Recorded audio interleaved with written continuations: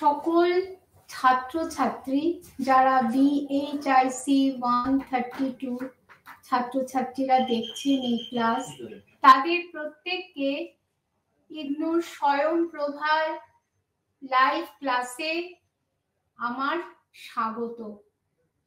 আজ এই বইয়ের ইউনিট 9 অর্থাৎ ইমার্জেন্স অফ দি রাজপুতস, রাজপুতদের কি করে উত্থান হয়েছিল ভারতের ইতিহাসে, সেই বিষয়কে নিয়েই আমার আলোচনা আবর্তিত হবে।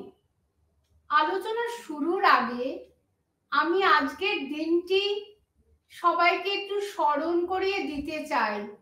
বিশেষ করে ইতিহাসের ছাত্রছাত্রী হিসাবে এই দিনটি কিন্তু সবারই জানা অত্যন্ত প্রয়োজন। আজ 21শে ফেব্রুয়ারি আন্তর্জাতিক ভাষা দিবস। ভারত যখন দুটো ভাগ হয়ে গেল, পাকিস্তান এবং ভারতবর্ষ, পাকিস্তানের পশ্চিম পাকিস্তান, পূর্ব পাকিস্তান, সেই পূর্ব পাকিস্তানে যে শাসকরা পশ্চিম পাকিস্তান থেকে যারা শাসন করতেন, তারা বাংলা সরিয়ে উর্দুকে সেখানে শিক্ষার অন্তর্ভুক্ত করার চেষ্টা করেন এবং উর্দুকেই তারা সরকারি ভাষা হিসাবে প্রতিষ্ঠিত করতে চান। তার বিরুদ্ধে অসংখ্য ছাত্রছাত্রী তারা বাংলাকে মাতৃভাষা করার জন্য তারা রক্ত ঝরিয়েছিল এবং সেই রক্ত ঝরানোর প্রতিদান স্বরূপ আজকে সারা পৃথিবীতে এই দিনটি আন্তর্জাতিক ভাষা দিবস হিসাবে প্রতিপালিত হয়। এই যে আমরা কথা বলছি, আজকে আমরা যে ক্লাস নিচ্ছি, কোন ভাষায় কথা বলছি? আমরা বাংলা ভাষায় কথা বলছি। এই বাংলা ভাষাতেই কিন্তু আমরা প্রথম মা বলে ডেকেছিলাম। কাজেই পৃথিবীর প্রত্যেকটি দেশের প্রত্যেক মানুষের কিন্তু একটা মাতৃভাষার প্রতি একটা অধিকার থাকে এবং সেই মাতৃভাষার মাধ্যমে নিজেকে বিকশিত করার অধিকার থাকে। কাজেই এই বিষয়টিকে মাথায় রেখে ইগনু যে এইরকম একটি রিজিওনাল ল্যাঙ্গুয়েজে ক্লাসগুলি যে স্বয়ংপ্রভা ক্লাস চালু করেছেন বা শুরু করেছেন, তার জন্য আমি তাদেরকে ধন্যবাদ জানাচ্ছি। এবার আসি আমার আলোচনায়। আমরা শুরু করেছিলাম কোথা থেকে? সেই গুপ্ত সাম্রাজ্য থেকে। তখন আমরা কোথায় ছিলাম? আমরা তখন ছিলাম হচ্ছে প্রাচীন ভারতে। এইবারে ধীরে ধীরে আমাদের যাত্রা করতে করতে আমরা আদি মধ্যযুগে চলে এলাম। এই আদি মধ্যযুগটা কিরকম ভাবে আমরা ভাগ করি? যে প্রাচীন যুগ, আদি মধ্যযুগ, মধ্যযুগ এবং আধুনিক যুগ। এক সময় কিন্তু এই আদি মধ্যযুগটা ভাগের কোনো প্রভিশন ছিল না, কিন্তু গুপ্ত যুগের পতনের পর সামাজিক, অর্থনৈতিক, রাজনৈতিক ক্ষেত্রে বিভিন্ন পরিবর্তন দেখা দিল। বিশেষ করে সামন্ত প্রথার উদ্ভব হলো। সামন্ত শাসকরা গুপ্ত সাম্রাজ্যের যে দুর্বলতার সুযোগে তারা নিজেরা স্বাধীনতা ঘোষণা করলেন। আমরা পড়ে এসেছি, আমরা হর্ষবর্ধন পড়ে এসেছি, আমরা দক্ষিণের বিভিন্ন রাজ্যগুলোর কথা পড়ে এসেছি। আপনাদের মনে আছে নিশ্চয়ই, আমরা পল্লব, আমরা চালুক্য, আমরা চোল, ওদিকে কদম্ব, এদিকে হৈসল প্রভৃতি বিভিন্ন সাম্রাজ্য, তাদের শক্তি, তাদের আভ্যন্তরীণ দ্বন্দ্ব, সেইগুলো সম্পর্কে পড়েছি এবং প্রত্যেক জায়গাতেই দেখেছি যে সামন্ত প্রথা কিভাবে একটা বিচ্ছিন্নতার সৃষ্টি করেছে এবং একটা কেন্দ্রীয় শক্তির যে ইউনিফর্মিটি বা ঐক্য সেটা কিন্তু ধীরে ধীরে বিনষ্ট হয়েছে।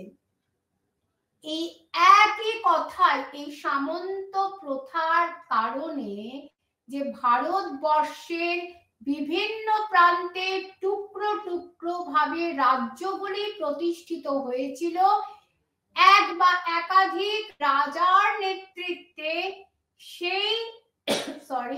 সেই যে অনৈক্য তাই কিন্তু কালক্রমে ভারতবর্ষে মুসলিম শাসকদের আগমনের পথকে প্রশস্ত করে দিয়েছিল। যদি ভারতবর্ষে এই অনৈক্য না থাকতো, রাজারা যদি পরস্পরের সঙ্গে মিলিতভাবে থাকতেন, তবে কিন্তু বিদেশি শক্তি ভারতবর্ষে কিছুতেই প্রবেশ করতে পারতেন না। যা হোক, এই যে ইউনিট 9, সেই ইউনিট 9-এ সপ্তম থেকে দ্বাদশ এই সময়টাকে রাজপুত শক্তির উত্থানের পর্ব বলে মনে করা হচ্ছে। এই রাজপুত শক্তি কারা? না গুর্জর প্রতিহার, পরমালো, গাহাদওয়ালো, চান্দেল্য এবং চৌহান, চেদি, গুহিলোট প্রভৃতি। তাহলে এই যে রাজপুতরা, এই যে রাজপুত শক্তি, এই পিরিয়ডটা আমরা একটু আগে আলোচনা করিনি। তাহলে কেন এই বিষয়টি আপনাদের সিলেবাসের অন্তর্ভুক্ত করা হয়েছে সেটি আপনারা বুঝতে পারবেন। দেখুন, 647 খ্রিস্টাব্দে হর্ষবর্ধনের মৃত্যুর পর একটা শূন্যতা সৃষ্টি হলো উত্তর ভারতে। হর্ষবর্ধন তার রাজধানী কনৌজে প্রতিষ্ঠা করেছিলেন। এই কনৌজের আরেকটি নাম ছিল মহোদয়। এই কনৌজকে কেন্দ্র করেই কিন্তু উত্তর ভারতীয় শক্তি আবর্তিত হতো।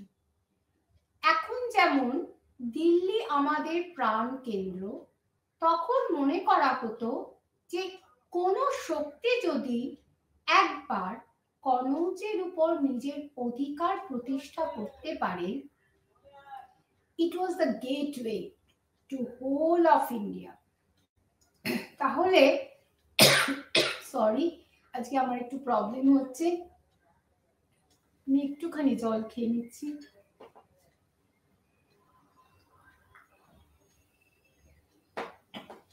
Sorry for the interruption. তাহলে সমগ্র উত্তর ভারত এবং দক্ষিণ ভারতেও তাদের পক্ষে শাসন পরিচালনা করা এবং কর্তৃত্ব বজায় রাখা অত্যন্ত সহজ হবে।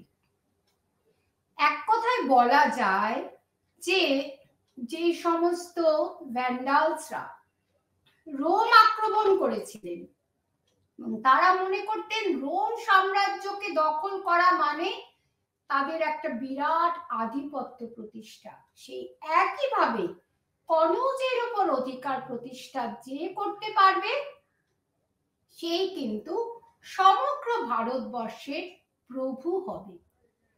সেই কারণেই আমি এর আগেও পড়াতে গিয়ে বলেছিলাম, কনৌজের স্ট্র্যাটেজিক পজিশন উত্তর ভারতের এমন একটি স্থানে এই কনৌজটি ছিল, একদিকে তার ভূমি উর্বরা এবং বিভিন্ন সড়ক যোগাযোগ এবং নদী মাতৃক হওয়ার কারণে সর্বদিক থেকে, অর্থাৎ রাজনৈতিকভাবে, অর্থনৈতিকভাবে, সাংস্কৃতিকভাবে, সামরিকভাবে, সব দিক থেকেই কিন্তু কনৌজের একটা বিরাট গুরুত্ব ছিল। সেই কারণে এই কনৌজের অধিকারকে কেন্দ্র করে ত্রিশক্তি দ্বন্দ্ব শুরু হয়েছিল। দাক্ষিণাত্যের রাষ্ট্রকূট এবং উত্তর ভারতের প্রতিহার এবং পূর্ব ভারতের পাল, এই তিন শক্তির মধ্যে দীর্ঘ বছর ধরে লড়াই চলেছিল। কিন্তু একদিন না একদিন প্রত্যেকটি শক্তির ক্ষয় হয়। সেই ভাবেই স্বাভাবিক কারণেই রাষ্ট্রকূট শক্তিও ক্ষয় হলো তৃতীয় কৃষ্ণের মৃত্যুর পর। এদিকে প্রতিহার শক্তির ক্ষয় হলো মহীপালের পর, আর পালদের শক্তিও ধীরে ধীরে ক্ষয়িষ্ণু হয়ে এলো কার? ধর্মপালের পুত্র দেবপালের মৃত্যুর পর। তাহলে এই যে তিনটে শক্তির ক্ষয় হচ্ছে, আমরা আজকে অন্য শক্তির দিকে যাব না, আমরা আজকে প্রতিহারদের কথা বলবো। এই প্রতিহার সাম্রাজ্যের ধ্বংসস্তূপের উপরেই কিন্তু ধীরে ধীরে উত্থিত হলো বিভিন্ন ছোট ছোট রাজপুত শক্তি। তাদের নাম আমরা একটু আগেই করেছি। কি কি? আমরা গাহদওয়াল বলেছি, আমরা চৌহান বলেছি, চান্দেল্য, কলচুরি, পরমারু প্রভৃতি। এছাড়া আরো অসংখ্য ছোট ছোট রাজপুত শক্তি ছিল। প্রায় 36টি রাজপুত ক্ল্যান ছিল। রাঠোর, বাঘেলা, কাচাপাগাতা প্রভৃতি বিভিন্ন রাজপুত শক্তি। তার মধ্যে যে প্রমিনেন্ট যেগুলো, সেগুলোই হচ্ছে আমাদের আলোচ্য বিষয়।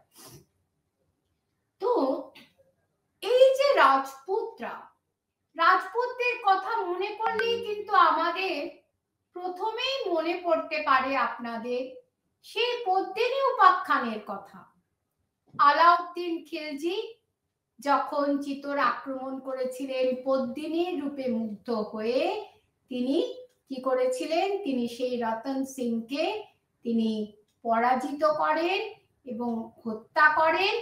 তারপরে রাজপুত রমণীরা পদ্মিনী সহ তারা জহর ব্রত পালন করেছিল। জহর ব্রত কি? তারা আগুনে ঝাঁপ দিয়ে নিজেদের সম্মান রক্ষা করেছিলেন। একইভাবে আরো পরে চলে আসি, একটু সুলতানের পিরিয়ডের কথা হলো। আরো পরে আমরা যদি আকবরের সময় চলে যাই, তখন দেখব সম্রাট, মুঘল সম্রাট আকবরের সঙ্গে রানা প্রতাপের হলদিঘাটের যুদ্ধ হয়েছিল। সেই রানা প্রতাপ আজও তিনি ইতিহাসের পাতায় অমর হয়ে রয়েছেন। আরো যদি আমরা মুঘল যুগের একেবারে প্রথম পর্বে যাই, আমরা যদি বাবরের কথা দেখি, তাহলে সে বাবরের সঙ্গে রানা, মেবারের রানা সংগ্রাম সিংহ বা সঙ্গের যুদ্ধ হয়েছিল। এবার এই রাজপুতরা বিভিন্ন একাধিক শক্তিমান যোদ্ধার জন্ম দিয়েছে, আবার কূটনৈতিক ব্যক্তিত্বের জন্ম দিয়েছে। আমরা রানা প্রতাপকে বাদ দিয়ে যদি আমরা মান সিংয়ের কথা ধরি, তারপরে আমরা টোডরমলের কথা ধরি, বীরবলের কথা ধরি, তাহলে এরা ছিলেন মুঘল সাম্রাজ্যের এক একজন পিলার বা স্তম্ভ, এবং এই স্তম্ভের উপরেই কিন্তু মুঘল সাম্রাজ্য টিকে ছিল। কিন্তু পরবর্তীকালে যখন আওরঙ্গজেব তার রাজপুত নীতিকে থেকে যখন ডিভিয়েট করলেন তখনই কিন্তু পতনের রাস্তা তৈরি হলো। আমি একটু এগিয়ে গেছি কারণ ইতিহাস আলোচনা করতে গেলে ইতিহাস একটা ধারার মতন, এটা নদীর স্রোতের মতন বয়ে চলছে, সেই অতীত থেকে আজও বর্তমানে বয়ে চলছে। কাজে আমরা যখন আলোচনা করব তাদের উৎসের কথা, তখন পরবর্তীকালে যেই উপাখ্যানগুলি আপনাদের অতি পরিচিত, যেই সব রাজপুতদের নাম আপনারা জানেন, তাদের কথা একটু আপনাদের স্মরণ করিয়ে দিলাম। এই পর্যন্ত আবার আমরা ফিরে যাই, কোথা থেকে এই রাজপুতদের উত্থান হয়েছিল। রাজপুত কথাটার অর্থটা কি? সংস্কৃতে রাজপুত্র অর্থাৎ রাজার ছেলে। এই রাজপুত্রের অপভ্রংশই আমরা বলতে পারি রাজপুত। এটি একটি তত্ত্ব এবং এই রাজপুতরা কোথা থেকে এসেছিলেন সে বিষয়ে বিভিন্ন ঐতিহাসিক বিভিন্ন মত প্রদান করেছেন। তার মধ্যে জেমস টড তার annals and antiquity of Rajputana গ্রন্থে তার একটা তত্ত্ব দিয়েছেন। জিএস ওঝা তিনি তার হিস্ট্রি অফ রাজপুতানা গ্রন্থে একটি তত্ত্ব দিয়েছেন। বিএনএস যাদব, ডিসি সরকার, প্রজদুলাল চট্টোপাধ্যায়, উইলিয়াম ক্রুক প্রত্যেকে তাদের নিজ নিজ বক্তব্য রেখেছেন। কিন্তু এবং আমরা এই সম্পর্কে রাজতরঙ্গিনী, হর্ষচরিত, চাঁদ বড্ডাইয়ের পৃথ্বীরাজ রস প্রভৃতি গ্রন্থ থেকেও কিন্তু এই ঐতিহাসিকরা তাদের যে তথ্য সেটা কিন্তু তারা সংগ্রহ করেছেন, কারণ এগুলি ছিল সেই যুগের অন্যতম সাহিত্যিক উপাদান, যাকে বাদ দিয়ে পরবর্তী ঐতিহাসিকরা কিন্তু কোনোভাবেই তাদের নিজ নিজ তথ্য প্রতিষ্ঠা করতে পারবেন না। এই রাজপুতদের জন্ম প্রসঙ্গে কেউ কেউ বলছেন এরা হচ্ছে সূর্য কিংবা চন্দ্রবংশীয়, আবার কেউ বলছেন যে না এরা হচ্ছে বৈদিক যুগের ক্ষত্রিয়।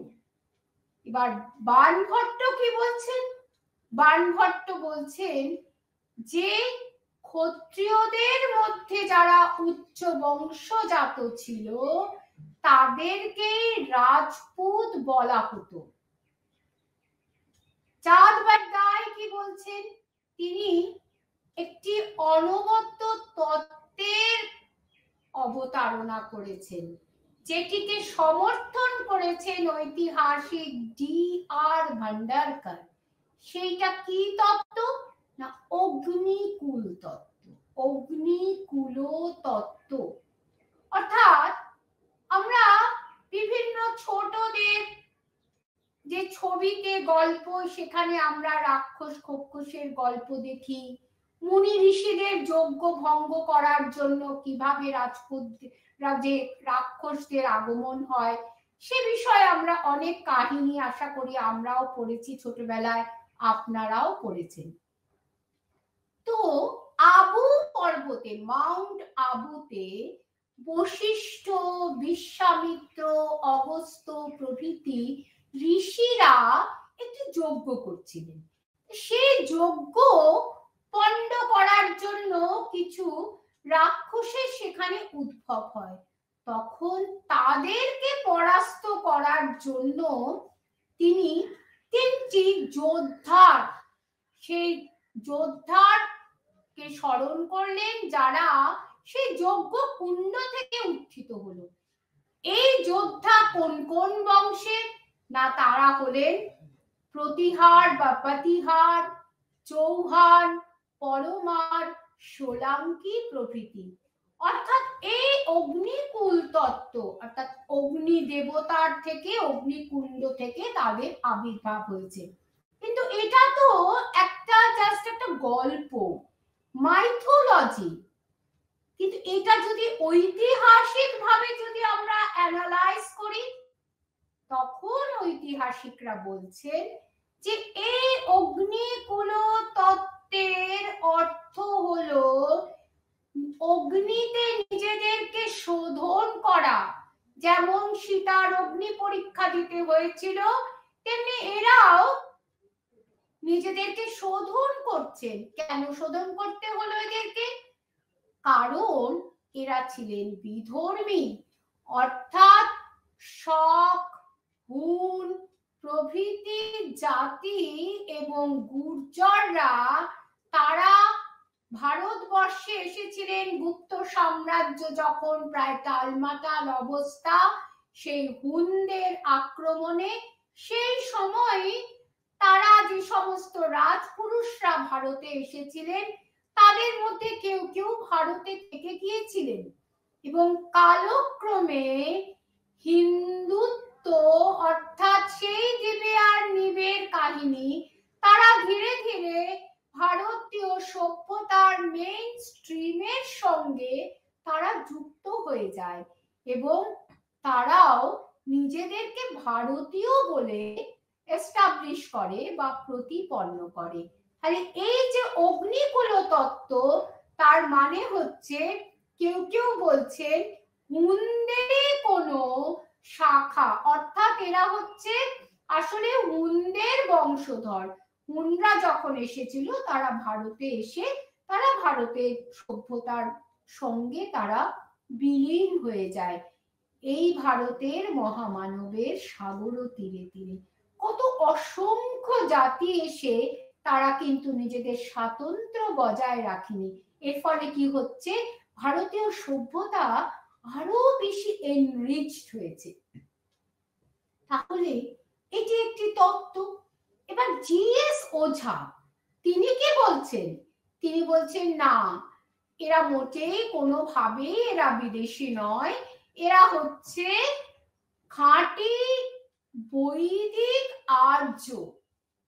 কারণ তারা সতীদাহ প্রথা পালন করত, তারা বৈদিক যাগ যজ্ঞ বিভিন্ন আচার অনুষ্ঠান অত্যন্ত মানে নিপুণতার সঙ্গে তারা পালন করত। কিন্তু এই যে তত্ত্ব সেটার বিরুদ্ধবাদীরা তারা বলছেন যে যাগযজ্ঞ করার অর্থ এই নয় যে তারা খাঁটি আর্য।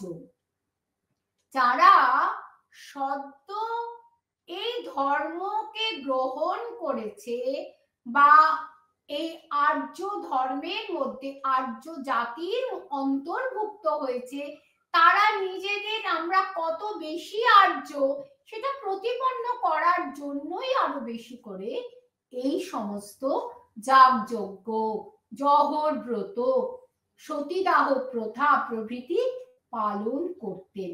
কিন্তু এর মানে এই নয় যে তারা খাঁটি আর্য।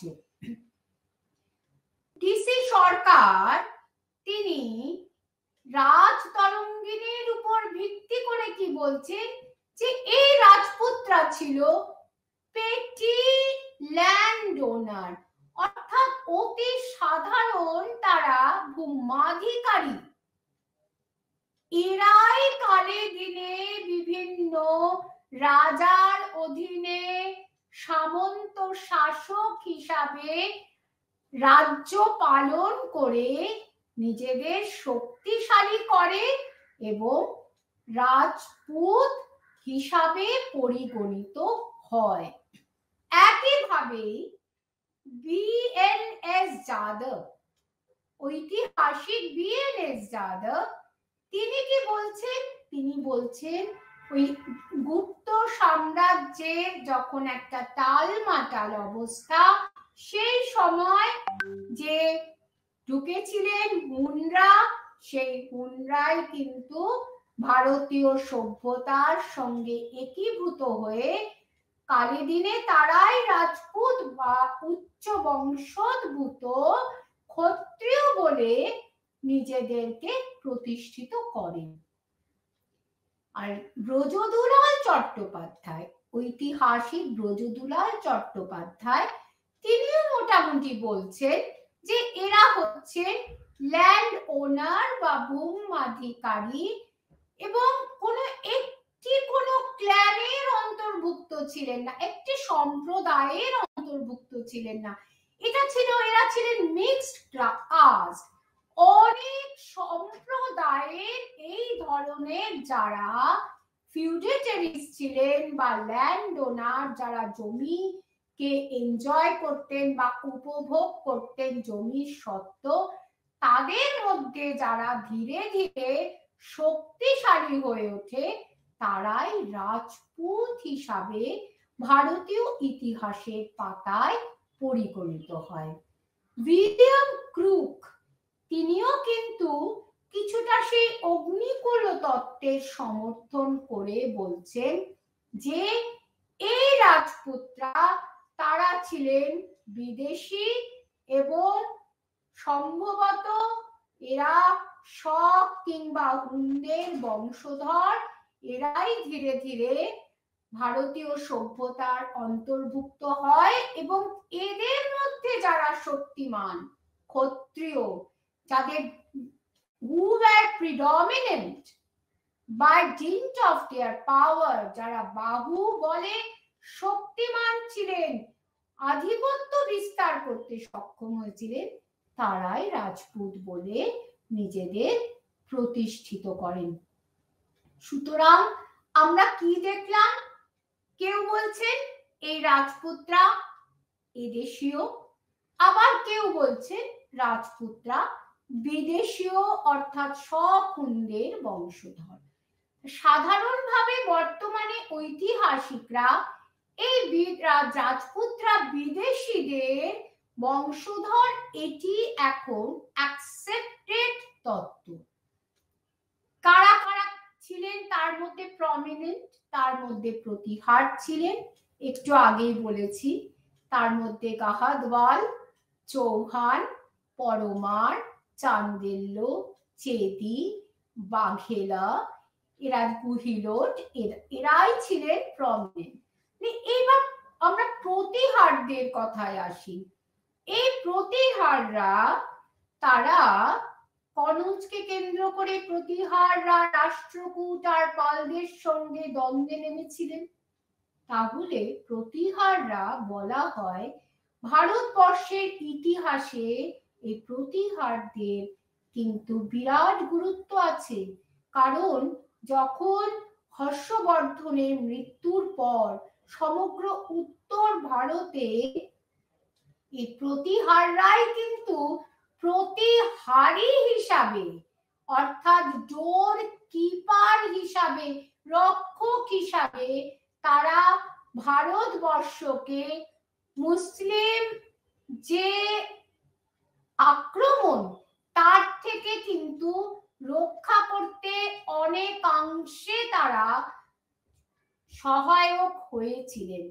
যদি তারা না থাকতেন তবে হয়তো আরো অধিক মাত্রায় এই বৈদেশিক আক্রমণ ঘটতে থাকতো এবং সমগ্র উত্তর ভারতের অভ্যন্তরে সেই সিন্ধু আরবদের সিন্ধু বিজয় সময় থেকেই কিন্তু India might become prey to the Muslim invasion, মানে মুসলিম যে আক্রমণের শিকার হয়ে পড়তো। কিন্তু আরবরা যখন এসেছিলেন তখন কিন্তু সিন্ধুতেই তাদের ক্ষমতা সীমাবদ্ধ ছিল।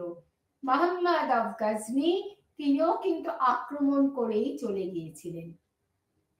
এই যে প্রতিহারদের কেউ কেউ বলেন গুর্জরদের শাখা। এই গুর্জররা নিজেদেরকে সূর্যবংশীয় বলে এবং বলেন যে রামায়ণের যে রামচন্দ্র তার ভ্রাতা লক্ষণের বংশধর তারা। কিন্তু ঐতিহাসিকরা মনে করেন এই গুর্জররা হুনদের সঙ্গেই ভারতে প্রবেশ করেছিলেন এবং গুর্জরদের একটি শাখাই হচ্ছে প্রতিহার। তাছাড়া গুর্জর কোনো জাতির নাম নয়। এই গুর্জররা যেহেতু গুর্জরত্রা বা আধুনিক গুজরাটে বসবাস করতেন, সেই কারণেই সেখান থেকে তাদের নাম গুর্জর হয়েছে। তাহলে আমরা একে প্রতিহারও বলতে পারি, গুর্জর প্রতিহারও বলতে পারি। এই প্রতিহাররা ভারতবর্ষকে অনেক শক্তিমান নৃপতি উপহার দিয়েছেন। প্রথমেই আমরা যে রাজার নৃপতির নাম করব তিনি হচ্ছেন প্রথম নাগভট্ট। এই প্রথম নাগভট্ট তিনি মালব, গুজরাট, রাজপুতানার কিছু অংশে তিনি কি করেছিলেন, তার অধিকার প্রতিষ্ঠিত করেছিলেন। তারপরে এলেন বৎসরাজ। বৎসরাজের পরে দ্বিতীয় নাগভট্ট, তারপরে এলেন রামভদ্র, তারপরে এলেন রাজা ভোজ। এই রাজা ভোজ কিন্তু ইতিহাসের পাতায় স্মরণীয় হয়ে আছেন তার শক্তির জন্য। এবং সুলেমান যে বিদেশি পর্যটক এবং লেখক, তিনি তার উচ্চই প্রশংসা করেছেন। একদিকে আবার কি বলেছেন, তিনি ছিলেন, ভোজ ছিলেন ইসলামের শত্রু, কারণ তিনি অতন্দ্র প্রহরীর মতন এই ভারতকে রক্ষা করার জন্য তিনি দণ্ডায়মান ছিলেন। এই নাগভট্টের সময় থেকে, প্রথম নাগভট্টের সময় থেকে কিন্তু কনৌজকে কেন্দ্র করে ত্রিশক্তি দ্বন্দ্ব শুরু হয়েছিল। এবং এই প্রথম নাগভট্ট তিনি কি করেছিলেন, পাল রাজ ধর্মপালকে পরাস্ত করেছিলেন, কনৌজ অধিকার করেছিলেন। কিন্তু দুর্ভাগ্যক্রমে তিনি সেটা ভোগ করতে পারেননি, কারণ দক্ষিণ থেকে রাষ্ট্রকূট রাজ ধ্রুব এসে তাকে কি করেন, তাকে ক্ষমতাচ্যুত করেন এবং রাজপুতানার মরু প্রান্তরে তিনি পলায়ন করেন।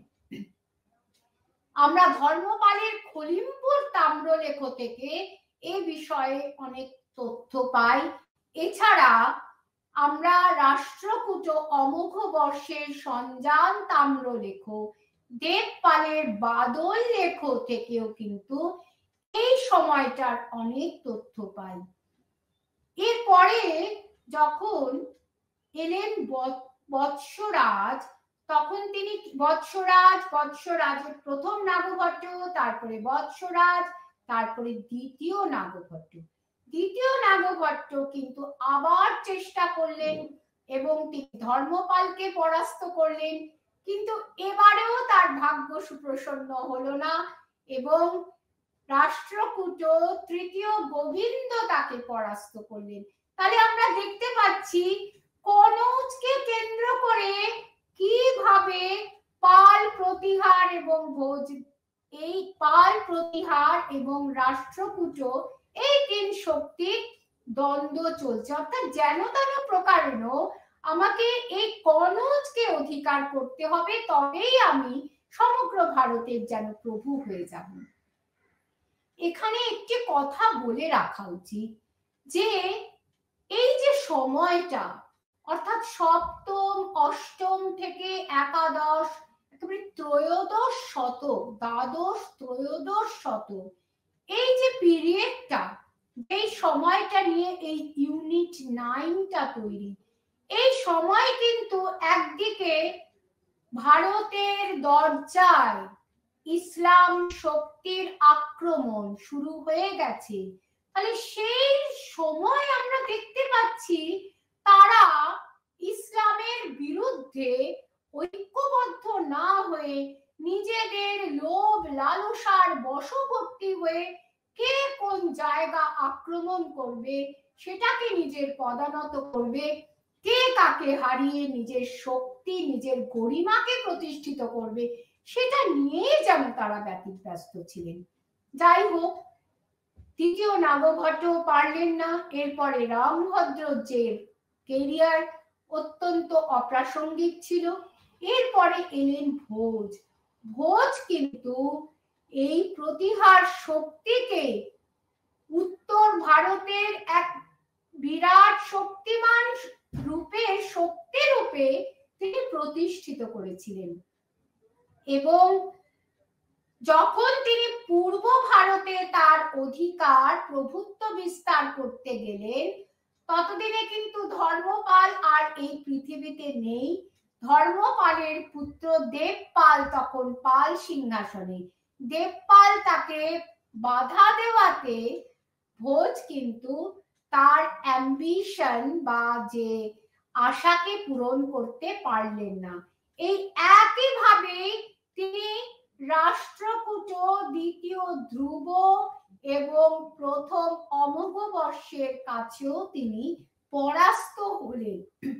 তাহলে কিন্তু ভোজ কিন্তু ছিলেন অনমনীয় মানসিক বলের অধিকারী।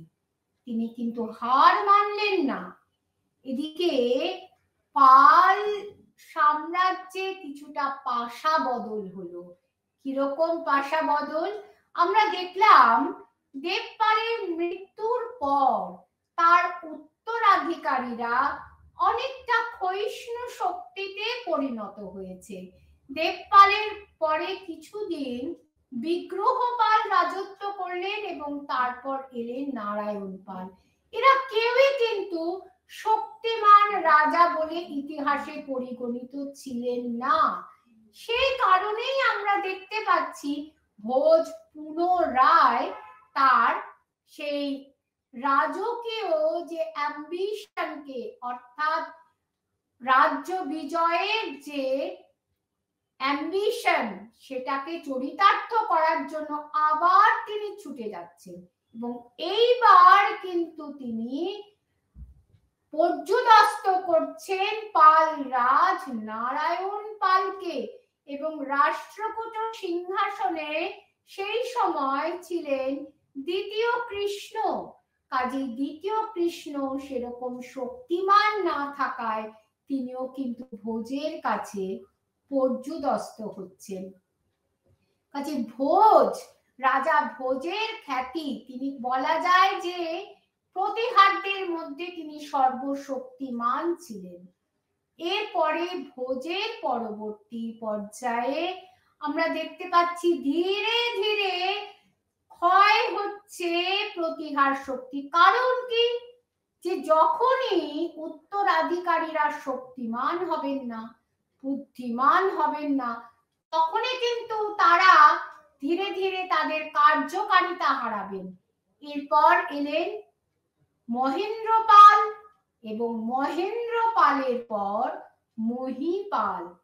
এই মহেন্দ্রপালের সময় আমরা দেখছি যে মহেন্দ্রপাল কিন্তু তিনি পুনরায় তিনি পাল রাজা নারায়ণ পালকে পরাস্ত করেছিলেন।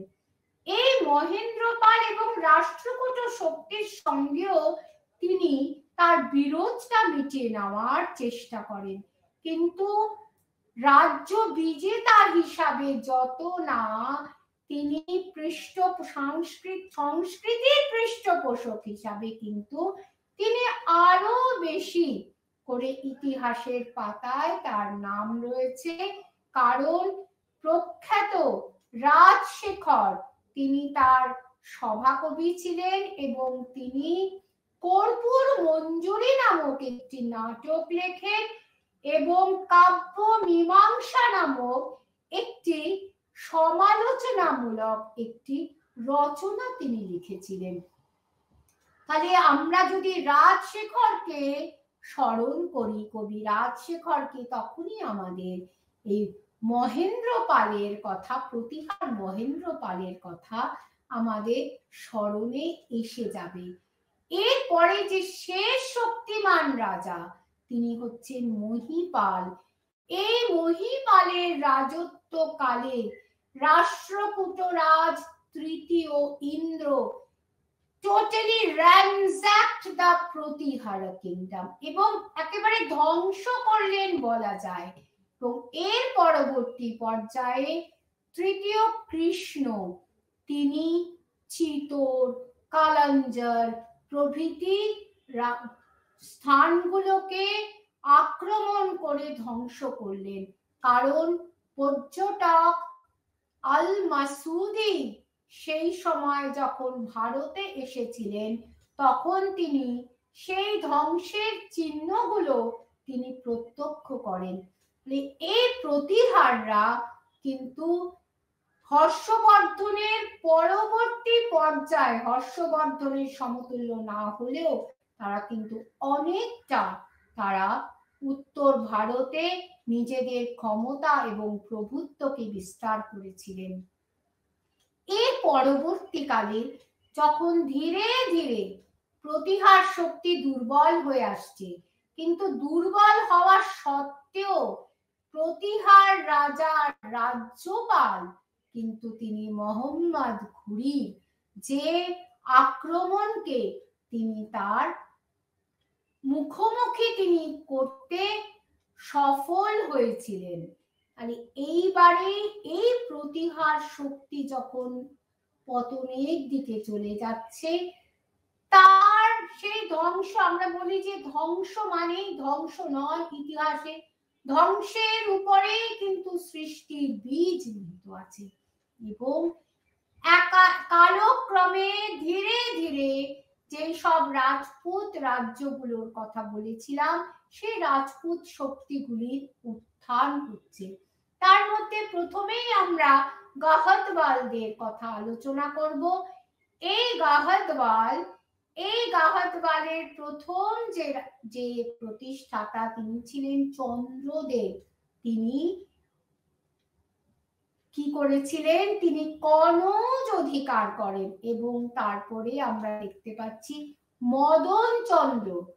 এই মদন চন্দ্র তিনি তুর্কি বিজেতা তৃতীয় মাসুদের দ্বারা তিনি কিন্তু বন্দী হয়েছিলেন, কিন্তু সৌভাগ্যক্রমে তার পুত্র গোবিন্দচন্দ্র তিনি পরাস্ত করে, এই বিজেতাকে পরাস্ত করে, মুসলিম বিজেতাকে পরাস্ত করে তিনি তার পিতাকে মুক্ত করেন। এই গোবিন্দচন্দ্র যখন রাজকুমার, তখনই তিনি পালরাজ রামপালকে তিনি পরাস্ত করেছিলেন। এরপরে তিনি যখন শাসক হিসাবে সিংহাসনে বসলেন, একে একে বহু রাজার সঙ্গে তার কি হলো, শক্তি পরীক্ষা হলো। তার মধ্যে সেন রাজ বিজয় সেন, ওদিকে পাল রাজ মদন পাল, রাষ্ট্রকূট রাজ, এবং আমরা দেখতে পাচ্ছি দক্ষিণের চালুক্য রাজ যে তৃতীয় সোমেশ্বর, প্রত্যেকের সঙ্গে তার দ্বন্দ্ব হয়েছিল এবং তিনি একজন সফল রাজ্য বিজেতা ছিলেন। এবং তাই নয়, তিনি লোহারদের সঙ্গে, কাশ্মীরের লোহারদের সঙ্গে তিনি মিত্রতা স্থাপন করেন এবং চালুক্যদের বিরুদ্ধে চোলদের সঙ্গে তিনি মিত্রতা করেন এবং চোল বংশের সঙ্গে তার একটা ম্যাট্রিমোনিয়াল অ্যালায়েন্স অর্থাৎ বৈবাহিক চুক্তি স্বাক্ষরিত হয়েছিল। এই বংশের যে শেষ শক্তিমান রাজা, ইতিহাসে আজও তার নাম কিন্তু চর্চিত, তিনি হচ্ছেন জয়চন্দ্র গাহতওয়াল। এই জয়চন্দ্রর সময় কিন্তু মোহাম্মদ ঘুরি ভারতবর্ষ আক্রমণ করেন। জয়চন্দ্র কেন এত পপুলার? কারণ আপনারা প্রত্যেকেই সংযুক্তা এবং পৃথ্বীরাজের সেই উপাখ্যান জানেন, যে সংযুক্তার কি হয়েছিল, স্বয়ংবর সভা হয়েছিল এবং সেই স্বয়ংবর সভায় আজমির এবং দিল্লির যে চৌহান রাজা তৃতীয় পৃথ্বীরাজ তিনি উপস্থিত হন এবং সংযুক্তা তার গলায় বড়মাল্য অর্পণ করেন এবং পৃথ্বীরাজ তাকে ঘোড়া ছুটিয়ে সেখান থেকে তাকে নিয়ে চলে যান। কিন্তু জয়চন্দ্র এই যে পৃথ্বীরাজের এই যে অহংকারকে তিনি কোনোদিন ক্ষমা করতে পারেননি এবং বলা হয় তিনি মোহাম্মদ ঘুরিকে তিনি আমন্ত্রণ করে নিয়ে এসেছিলেন, যদিও এই তথ্য সব ঐতিহাসিক স্বীকার করেন না। এবং যখন পৃথ্বীরাজের সঙ্গে যখন মোহাম্মদ ঘুরির যুদ্ধ হলো, তখন কিন্তু জয়চন্দ্র নিরপেক্ষ রইলেন। পৃথ্বীরাজ তাকে আহ্বান করেছিলেন সাহায্য করার জন্য, কিন্তু ভারতীয় যে প্রেক্ষাপট, যে পলিটিক্যাল রঙ্গমঞ্চটা, যেটা আমি আগেই বলেছি, full of jealousy, mutual jealousy, হিংসা, হানাহানি, পরশ্রী কাতরতা, আমরা কেন সাহায্য করব? আমরা একটা গ্লাস হাউসের মধ্যে রয়েছি, আমাদের কিছু না হলেই হলো। কিন্তু এ যেন সেই ঘুটে পড়ে গোবর হাসির মতন কথাটা। তারা কিন্তু বুঝতে পারেননি যে যে মুসলিম ইনভেশন, ভারতের যে বিজেতা ভারতের অভ্যন্তরে ঢুকেছে, তারাও কিন্তু রক্ষা পাবেন না। তার থেকে আমরা মিলিত হই, আমরা ঐক্যবদ্ধ হই, তা কিন্তু করেননি। জয়চন্দ্র যদি তিনি তার জামাতাকে সাহায্য করতেন, তবে হয়তো ইতিহাস অন্যভাবে লিখিত হতো, কিন্তু তিনি কিন্তু শেষ রক্ষা করতে পারলেন না। পৃথ্বীরাজের পতন হওয়ার পর 1193-তে মোহাম্মদ ঘুরি কিন্তু এই জয়চন্দ্রকেও পরাস্ত করলেন। এইভাবে কাহতওয়াল বংশের সমাপ্তি হলো, যা কাহতওয়াল বংশের যে শৌর্য বীর্যের। জয়চন্দ্র কিন্তু শ্রীহর্ষ নামক এক কবির পৃষ্ঠপোষকতা করেন, যিনি নিষাদ চরিত লিখেছিলেন। সুতরাং একটা বিষয় কিন্তু আপনারা দেখতে পাচ্ছেন যে রাজপুতরা কিন্তু কেবল রাজ্য বিজেতাই ছিলেন না, they were the great builders, যেটা আমি বলবো, এবং তারা সংস্কৃতির পূজারী ছিলেন, এবং they were the patron of learning. তারা সংস্কৃতির পূজারী ছিলেন এবং নিজেরাও কিন্তু লেখনী ধরেছিলেন, যেটা আমরা এবার চৌহানদের আলোচনায় আমরা আসব। এই চৌহান বংশ কোথায় রাজত্ব করত? না, তারা আজমির এবং পরবর্তীকালে দিল্লিতে। এই চৌহান বংশের প্রথম প্রতিষ্ঠাতা হিসাবে আমরা অজয় রাজ এবং তারপর অর্ণরাজের নাম জানতে পারছি, এবং এর পরবর্তী পর্যায়ে দ্বিতীয় পৃথ্বীরাজ সোমেশ্বর। এই সোমেশ্বর ছিলেন তৃতীয় পৃথ্বীরাজের পিতা। সোমেশ্বরের নাম আমরা ইতিহাসের পাতায় গ্রেট বিল্ডার হিসাবে দেখব। তিনি নগর, যে দুর্গ, সেই দুর্গকে তিনি প্রতিষ্ঠা করেছিলেন। এবং এই যে প্রতিহারদের কথা বললাম, তারাও কিন্তু অনেক দুর্গ প্রতিষ্ঠা করেছিলেন, তার মধ্যে মান্দর দুর্গ একটি। অর্থাৎ এই রাজপুতদের যে সামরিক যে ব্যবস্থা, তার মধ্যে কিন্তু দুর্গ প্রতিষ্ঠা একটা বিরাট গুরুত্বপূর্ণ বিষয়। এই দুর্গ থেকে তারা কিন্তু শত্রুর বিরুদ্ধে তারা লড়াই করতেন। যদি আপনারা পরবর্তীকালে তৈরি চিতোর দুর্গে কেউ গিয়ে থাকেন, দেখবেন এই চিতোর দুর্গ কত সুরক্ষিত ছিল এবং কত উঁচু জায়গায় এই চিতোর দুর্গ, এবং চারদিকে জঙ্গলাকীর্ণ এই চিতোর দুর্গ ছিল। যাই হোক, তাহলে এই যে চৌহানদের যে প্রথম যে শক্তিমান রাজা, তিনি হচ্ছেন চতুর্থ বিগ্রহরাজ। এই চতুর্থ বিগ্রহরাজ কিন্তু তিনি সংস্কৃতির পূজারী ছিলেন। তার সময় সোমদেব ললিত বিগ্রহরাজ বলে একটি নাটক রচনা করেছিলেন, এবং চতুর্থ বিগ্রহরাজ তিনি আড়াই দিন কা ঝোপড়া বলে একটা মসজিদের গায়ে পাওয়া যায় তার রচিত হরিকেলি নাটকের কিছুটা অংশ। অর্থাৎ এরা কেবল শৌর্য বীর্যে নয়, এরা বুদ্ধিমত্তা, এদের যে কূটনৈতিকতা, সব দিক থেকেই কিন্তু এরা ভারতবর্ষের ইতিহাসে একটা ছাপ রেখে গেছেন। কিন্তু অনৈক্যই এদের বিনাশের কারণ হয়েছিল। তো এই যে চতুর্থ বিগ্রহরাজ, তিনি তোমরদের পরাস্ত করে দিল্লি, পূর্ব পাঞ্জাব প্রভৃতি অধিকার করেন। পরবর্তী শেষ যে চৌহান রাজ তৃতীয় পৃথ্বীরাজ অটোমেটিক্যালি যখন পূর্ব পাঞ্জাব যখন চৌহানদের অধীনে এলো, তখন মোহাম্মদ ঘুরির সঙ্গে তার বিরোধের যেন একটা প্রেক্ষাপট রচিত হয়ে গেল। কারণ সেই সময় পূর্ব পাঞ্জাব দিয়ে মোহাম্মদ ঘুরি তার সৈন্য বাহিনী পরিচালনা করছিলেন। তা 1178 খ্রিস্টাব্দে মোহাম্মদ ঘুরি তাকে একটা অফার দেন। কি বলেন? যে আপনি গুজরাটের চালুক্যদের বিরুদ্ধে আমাকে সাহায্য করুন, তাহলে আপনার নিরাপত্তা সুনিশ্চিত। কিন্তু পৃথ্বীরাজ চৌহান তিনি সেটা করলেন না। কারণ তার মনে হলো, কারণ ওই যে চালুক্যরা তারা কিন্তু তার বন্ধু রাজ্য ছিল।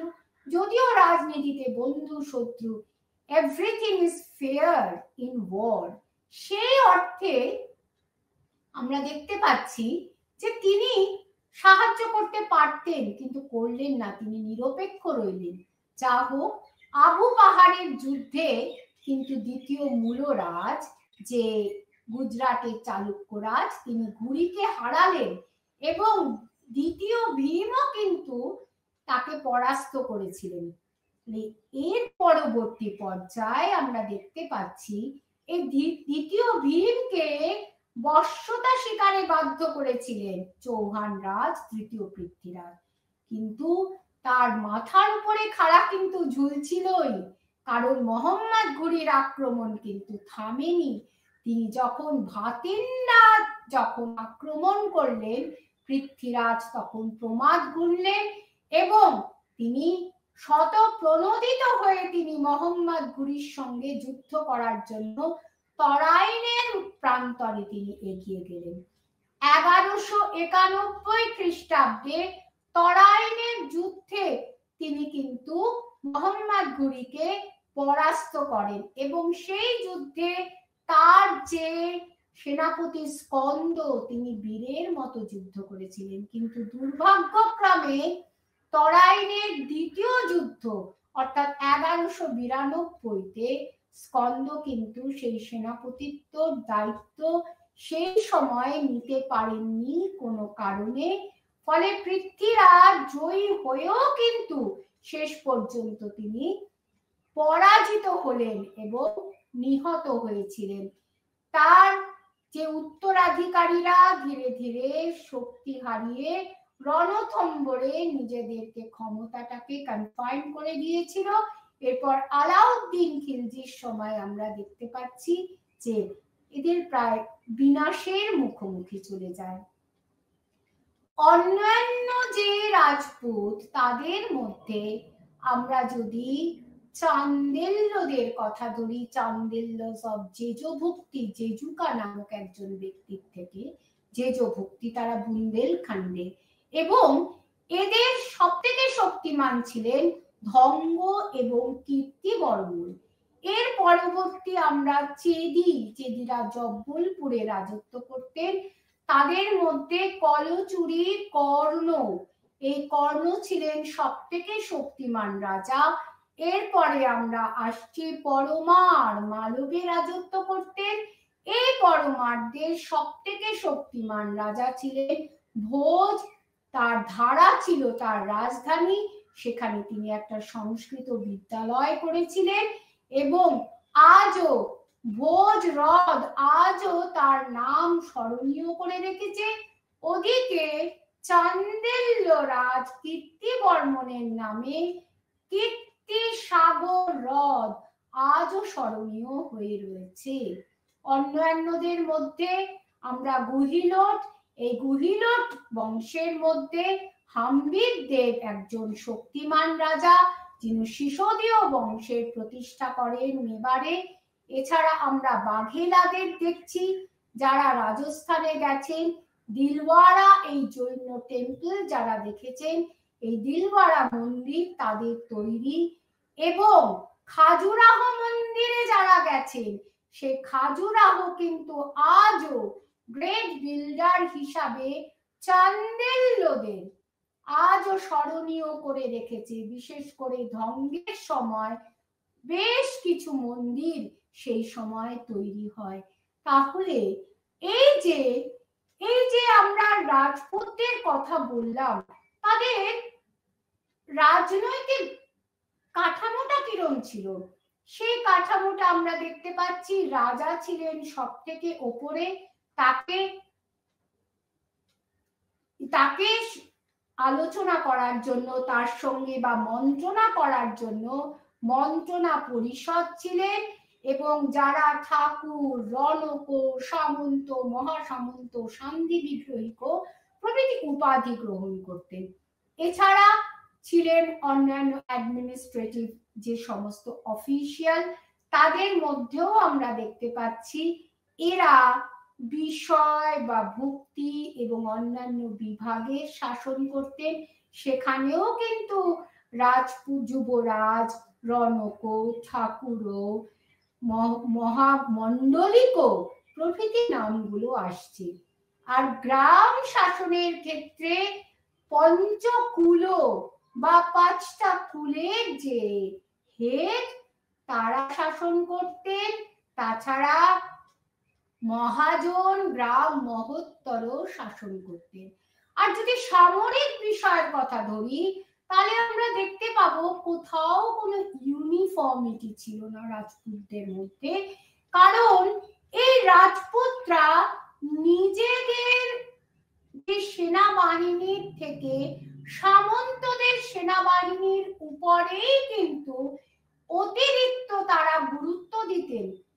সেই অর্থে, সেই কারণেই কিন্তু আমরা দেখছি সামন্তরা যদি করাপ্টেড হতেন, তারা যদি সময় সৈন্যবাহিনী না প্রদান করতেন, তবে কিন্তু রাজপুত রাজারা তারা কিন্তু শত্রুর বিরুদ্ধে সৈন্য পরিচালনা করতে ব্যর্থ হতো। এই যে ওভার ডিপেন্ডেন্স, এটাই কিন্তু তাদের পরাজয়ের একটা কারণ। আর কি, যেখানে তুর্কিরা, যেখানে সওয়ার, ঘোর সওয়ার ছিলেন, কারণ তারা দ্রুত ধাবমান ঘোড়ায় করে যুদ্ধক্ষেত্রে যতখানি তারা শক্তিমান হিসাবে নিজেদেরকে প্রতিষ্ঠিত করতে পারতেন, এই রাজপুতরা কিন্তু সবসময় হাতির উপর তারা ডিপেন্ড করতেন। কাজেই সেই শ্লথগতি হাতি কিন্তু অত বেশি শক্তি নিতে পারতো না। এছাড়া মঞ্জুনিকো বলে এক রকমের যন্ত্র ছিল, যেই যন্ত্র, যত পাথর, এই মেশিনটা দিয়ে পাথর থ্রো করা হতো। তাহলে এই যে বিষয়গুলি, এই কিন্তু আমরা দেখতে পাচ্ছি যে তাদের একটা ড্রব্যাক বা নীতিমূলক দিকে ইঙ্গিত করছে। কিন্তু যাই হোক, ভারতের ইতিহাসে রাজপুত শক্তি সেই একাধিক ক্রমে, যেমন আরবদের সিন্ধু বিজয়ের সময় থেকে মোহাম্মদ গজনির আক্রমণ, মোহাম্মদ ঘুরির আক্রমণকে প্রতিহত করেছিলেন, সেইভাবে মুঘল শক্তির স্তম্ভ হিসাবে বা বিরোধী হিসাবেও কিন্তু তারা নিজেদের স্বাক্ষর রেখে গেছেন। কেবলমাত্র শক্তির দিক থেকে নয়, পরাক্রমের দিক থেকে নয়, তারা সংস্কৃতির পূজারী ছিলেন। একদিকে তাদের সময় যেমন বিভিন্ন পুস্তক রচিত হয়েছে, তেমনি বিভিন্ন কবি সাহিত্যিকের উদয় হয়েছে, তেমনি তারা নিজেরাও কিন্তু অনেক লেখা তাদের রয়েছে আজও। এই বলে, সুতরাং রাজপুত শক্তি আজও কিন্তু ভারতবর্ষের রাজপুত আর্মির মধ্যে রাজপুত রেজিমেন্ট কিন্তু দক্ষতার সঙ্গে তাদের যুদ্ধ পরিচালনা করে চলেছে। এবং আমরা যদি ভারতের স্বাধীনতার পর থেকে দেখি, যে কোনো, বিশেষ করে কার্গিল যুদ্ধ আমাদের মনে করিয়ে দেয় যে কিভাবে রাজপুত শক্তি, রাজপুত রেজিমেন্ট, তারা কিন্তু আজও সেই রাজপুত শক্তির শৌর্য, বীর্যের স্বাক্ষর বহন করছে। কাজেই এই রাজপুত শক্তির প্রতি প্রত্যেক ভারতীয়ের আমাদের শ্রদ্ধা প্রদর্শন করা উচিত। এই বলে আমি আমার বক্তব্য এখানে সমাপ্ত করছি। নমস্কার। আশা করি রাজপুত শক্তি, রাজপুত জাতির উত্থান বিষয়ে কিছুটা হলেও আপনাদের আজ আপনারা জ্ঞান আহরণ করলেন। ধন্যবাদ।